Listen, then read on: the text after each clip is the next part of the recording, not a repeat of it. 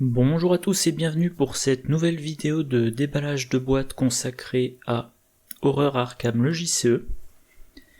On en est à la 5e semaine consacrée à la boîte Investigateur du cycle aux confins de la Terre.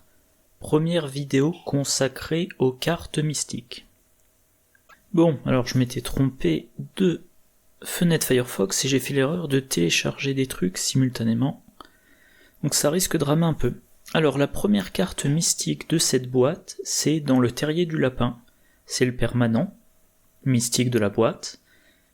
Trait talent, permanent, limite de 1 par deck, à acheter lors de la création du deck. Après chaque scénario d'une campagne, réduisez de 1 le coût en expérience des 2 premières cartes que vous améliorez avant le prochain scénario.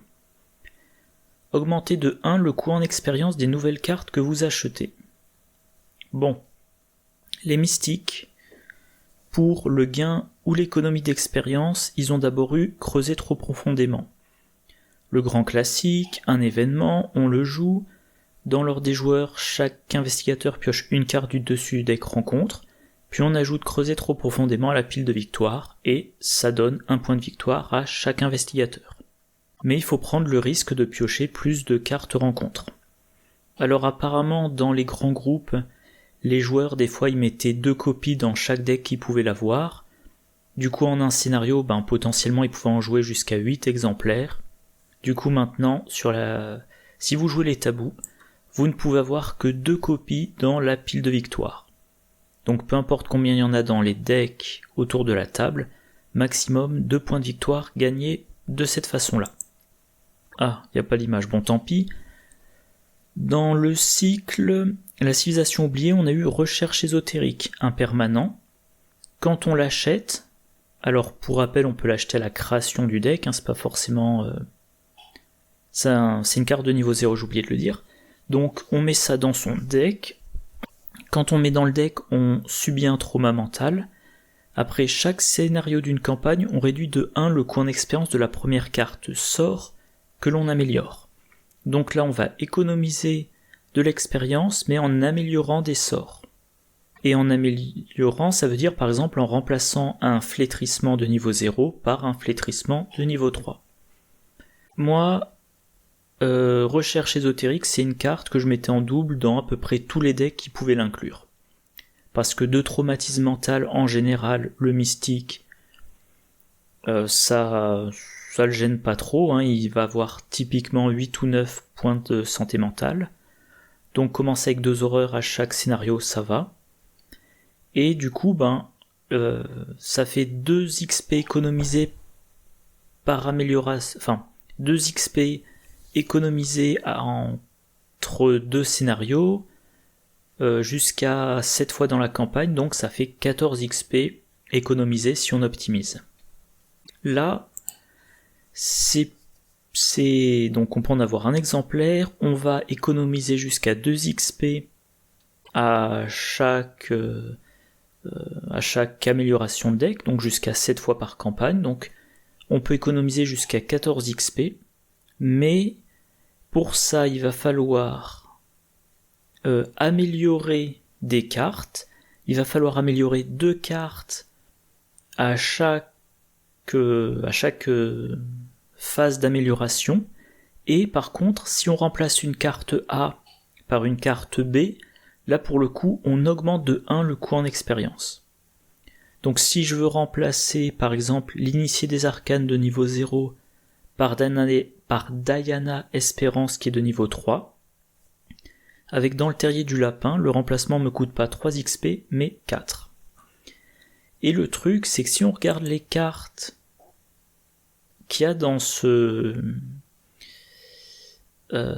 on regarde les cartes qu'il y a dans cette boîte et les investigateurs, donc Lily Chen pourrait l'avoir, vu qu'elle est mystique et qu'elle a accès aux cartes mystiques de niveau 0. Norman pourrait l'inclure en tant qu'une des 5 cartes mystiques de niveau 0. Mais dans cette boîte-là, ça marcherait uniquement sur Couteau Papillon pour Lily Chen, Couteau Papillon de niveau 2, il en existe une version de niveau 5, Lily Chen peut réduire le coût d'amélioration de 3 XP à 2 XP. Mais sinon, si on regarde toutes les cartes, il n'y a pas, je sais pas, par exemple, il y a Bâton du Dragon de niveau 0, mais il n'y a pas de version d'un niveau plus élevé. Donc, dans le contexte de cette boîte, la carte est inutile, et de façon plus générale, il faudra voir à chaque création de deck. Et moi je trouve que c'est quand même vraiment prise de tête, parce que creuser trop profondément, vous vous demandez simplement si vous avez la place dans votre deck, et si vous êtes prêt à prendre des risques. Recherche ésotérique, c'est vite vu. Est-ce que vous comptez améliorer votre flétrissement? Est-ce que vous comptez améliorer votre 6e sens, votre sort de protection, etc., etc. Par contre, pour la carte dans le terrier du lapin, il va falloir vérifier le nombre de cartes que vous améliorez, le nombre de cartes que vous remplacez, et il va falloir, en considérant combien d'expérience vous économisez et combien vous perdez, que l'économie c'est sur les 2 premières cartes améliorées. Si à chaque fin de scénario vous n'améliorez qu'une carte, au maximum vous économisez 7 XP. Si vous voulez économiser les 14 XP, le maximum pour une campagne de 8 scénarios, il faudra à chaque fois améliorer 2 cartes. Au passage, moi j'ai pas encore joué cette campagne, mais je sais que le nombre de scénarios est variable. De mémoire de 4 à 10.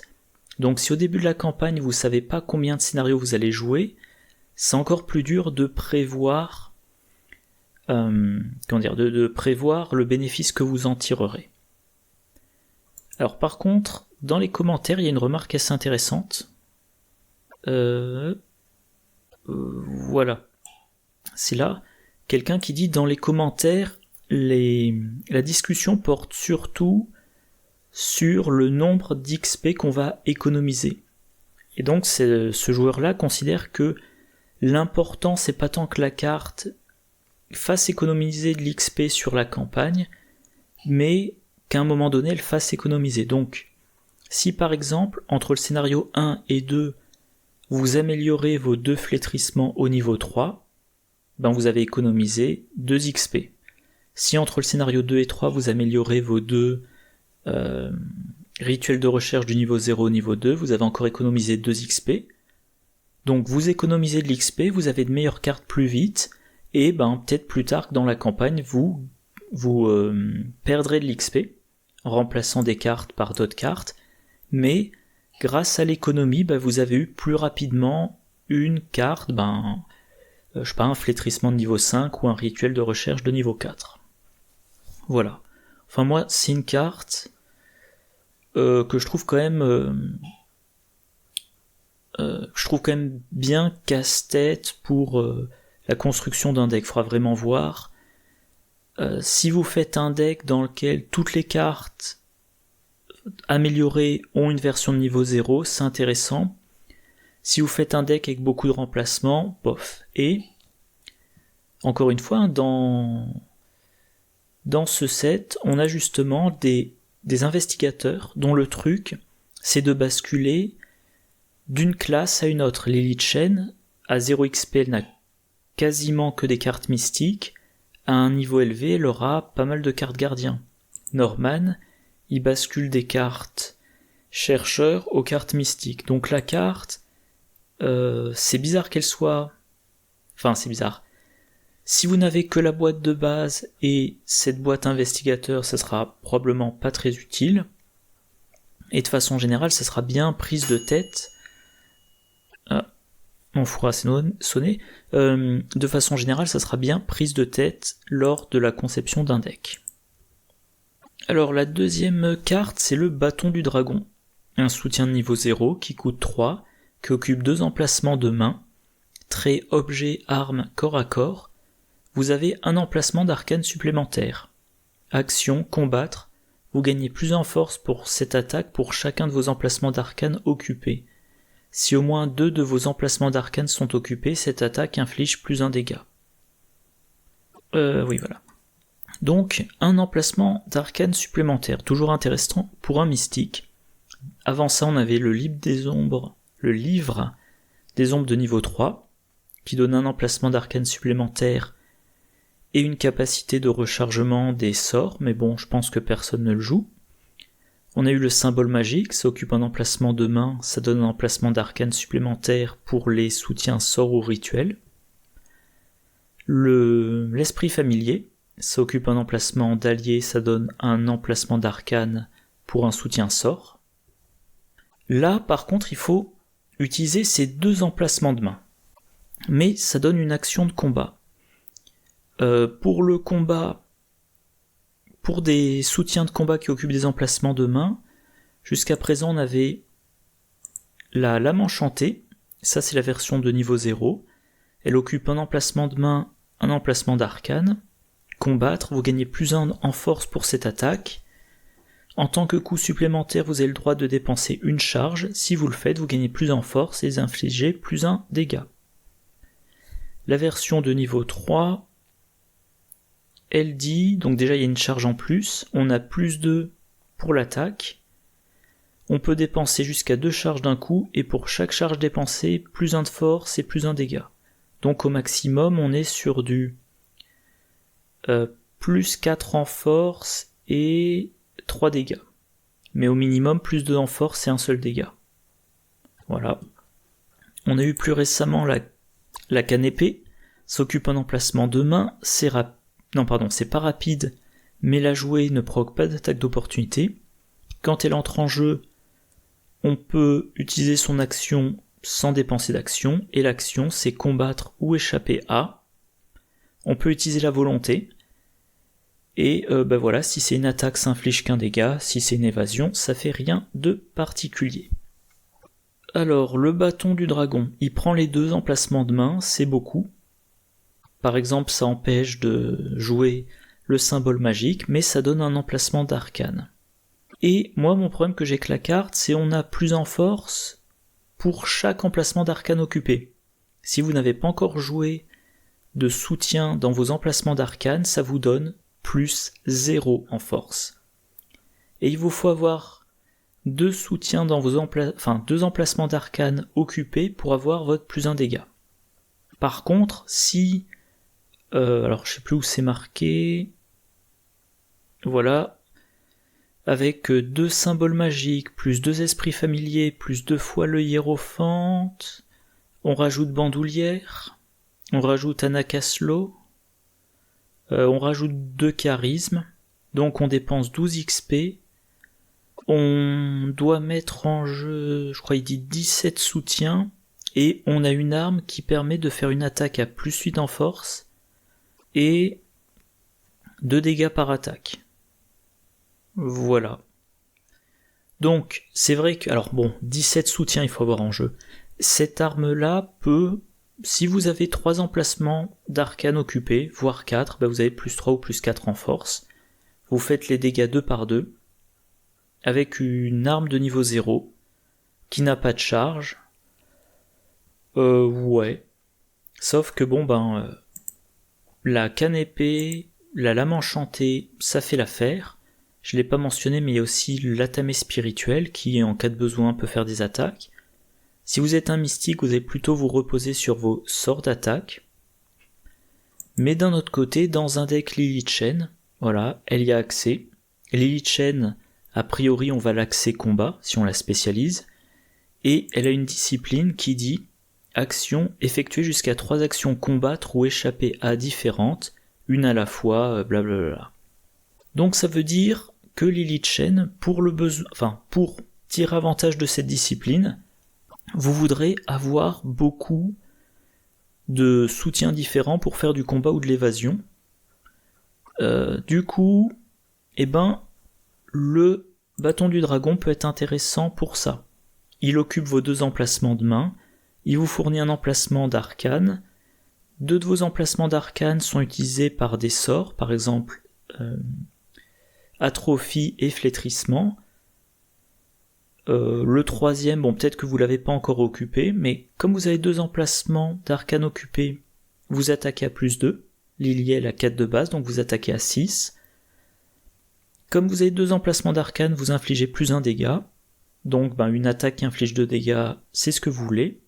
et quand vous utilisez cette discipline, vous faites votre action. D'abord vous commencez par une attaque avec atrophie, en espérant réduire la valeur de combat de votre adversaire, puis vous faites l'attaque au flétrissement pour faire 2 dégâts, puis vous faites l'attaque au bâton dragon pour faire 2 dégâts. Et donc si tout se passe bien, en une seule action, vous avez fait 3 attaques pour infliger 5 dégâts. Mais en dehors d'un deck Lilith Chain, je suis pas convaincu parce que j'aurais plutôt tendance à me reposer sur mes sorts de combat ou éventuellement des événements comme j'oublie toujours le nom, lame rasoir spectral, voilà. Rasoir spectral qui est un bon sort d'attaque. Voilà. Donc bâton du dragon pour moi bof. La carte suivante c'est Transméditative, un événement de niveau 0 qui coûte 2, trait perspicacité et esprit. Pour chacun de vos emplacements d'arcane occupés, soignez soit un dégât, soit une horreur. Comme soin, qu'est-ce qu'on avait jusqu'à présent? On avait par exemple soin d'urgence, pour 2. Vous soignez 2 dégâts d'un investigateur ou d'un soutien allié qu'il contrôle. Raisonnement logique, ça coûte 2. Il faut posséder un indice, vous choisissez un investigateur dans votre lieu, soit il se soigne de 2 horreurs, soit il défausse une carte terreur de sa zone de menace. On a bien sûr le miroir sacré qui fournit 3 exemplaires de mélodie apaisante. Mélodie apaisante qui permet de soigner 2 dégâts ou 2 horreurs ou un de chaque. Et si vous avez le miroir sacré de niveau 2, chaque exemplaire de mélodie apaisante soigne un total de 3 dégâts et ou horreurs. Ok. Alors avec la carte triclassée prophétique, on peut réduire, comme ça le trait esprit, on peut réduire le coût de la carte à 0. Dans un deck mystique, ça sera bien pour aussi réduire le coût des cartes sorts. Calvin pourrait jouer cette carte vu qu'il a accès aux cartes esprit jusqu'au niveau 3. Le truc c'est que Calvin, il a accès à une seule carte qui occupe un emplacement d'arcane, et typiquement une carte qu'on ne prend qu'en un exemplaire, et en plus de ça, une carte qui peut vous soigner. Donc il en aura pas trop l'utilité. Et enfin oui, dernier truc, c'est une carte qui incite à avoir un maximum d'emplacements d'arcane occupés, comme la carte dont on vient de parler, le bâton du dragon. Si vous faites un deck dont le but est d'avoir en permanence 4 emplacements d'arcane occupés, et ben là, vous soignez jusqu'à 4 dégâts, jusqu'à 4 horreurs, ou une combinaison des deux. Moi je suis pas convaincu. Alors je sais pas si j'en ai parlé dans une vidéo récente, mais pour moi, dans Arkham, pour avoir la meilleure conclusion possible, il faut récupérer les indices. Pour récupérer les indices, faut pas être gêné par les ennemis. Donc les deux choses à faire, les deux activités, on va dire, les deux activités à faire, c'est récupérer des indices et se débarrasser des ennemis. Tout le reste, tout ce qu'on fait qui n'a pas directement ou indirectement pour but d'avoir des indices ou de gérer des ennemis, ça doit prendre un minimum d'actions possible. Là, dépenser une action de ressources pour du soin qui est conditionné par les emplacements d'arcane occupés. Si vous avez cette carte en main au mauvais moment, ça vous soigne pas du tout. Si vous avez cette carte là au meilleur moment, ça vous soigne de 2, 3 ou 4. Je trouve ça beaucoup trop lourd, beaucoup trop conditionnel. Encore une fois, mélodie apaisante, il n'y a pas de condition, faut avoir le miroir sacré en main, ça coûte 0, ça soigne 2, ça fait piocher une carte. Si vraiment vous avez un deck, typiquement un deck Mark Harrigan qui a besoin de beaucoup de soins, vous prenez le miroir sacré de niveau 3, et mélodie apaisante soigne les dégâts et horreurs 3 par 3, ce qui commence à faire assez rapide. Même dans un deck Caroline Fern, je trouve qu'il y a d'autres cartes pour Caroline Fern. Il y a la pierre ancienne, il y a l'archive des voix, je sais plus comment elle s'appelle, il y a les premiers soins de niveau 3. Donc transméditative, j'aime pas du tout, je trouve que c'est beaucoup trop conditionnel. c'est une carte, c'est une carte réservée à Lilith Shen quasiment. Enfin, pardon, non. C'est une carte à mettre dans un deck qui va utiliser le bâton dragon pour combattre et qui a à côté de ça une stratégie d'avoir plein d'emplacements d'arcanes occupés et qui va avoir besoin de se soigner. Et autre chose, moi je trouve que se soigner, ça prouve que le deck n'a pas marché assez vite. Si votre deck est assez performant, vous éliminez les ennemis avant qu'ils vous attaquent, vous résistez assez au deck de rencontre pour pas prendre trop de dégâts ou d'horreur, et vous avez normalement un ou deux alliés sacrifiables dans votre deck, donc vous ne devriez pas avoir trop besoin de soins. Et si dans votre deck vous mettez trop de cartes pour vous soigner au cas où vous seriez blessé, vous diminuez l'efficacité de votre deck en prenant pour du soin des places qui pourraient servir à du combat ou de l'enquête, enfin n'importe quoi, qui fait finir plus vite le scénario. Donc voilà que je retrouve. Donc, petit récap, dans le terrier du lapin, c'est vraiment prise de tête lors de la construction des decks. Mais dans le bon deck, ça peut quand même vous économiser 14 XP.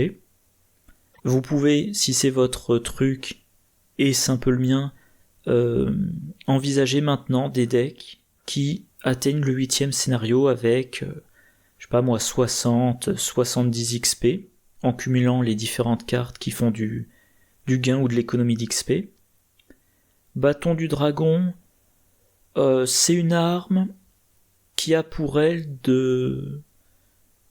d'être illimitée, de ne pas avoir de charge ou de munitions, mais qui ne devient bien que sous condition. Donc c'est une arme trop lente. Et transméditative, c'est du soin sous condition, pareil, c'est trop lent. Bon c'est tout pour cette vidéo. Demain, alors je sais plus, demain 2, 3 cartes, voilà. En tout cas demain on continue les cartes mystiques. On continue les cartes mystiques jusqu'à vendredi inclus. Moi pour le moment je vous souhaite une bonne journée, une bonne soirée, de bonnes parties et je vous dis à la prochaine. Au revoir.